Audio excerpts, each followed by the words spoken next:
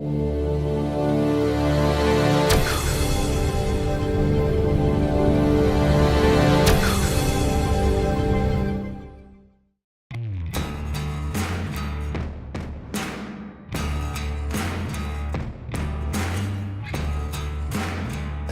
Underwood, Rockville, Tennessee.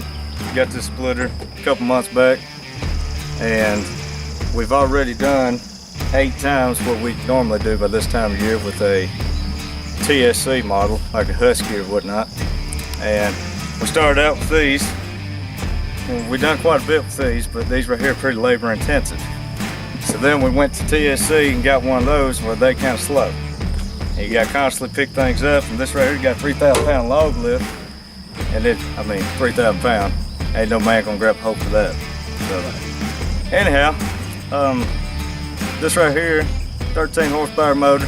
It's fast, it's efficient, it's safe, and you can shove enough hole out some wood, and you see what we've done already. Just a couple months time. Yes, sir. The Powersplit is in fact 8 times faster than this machine.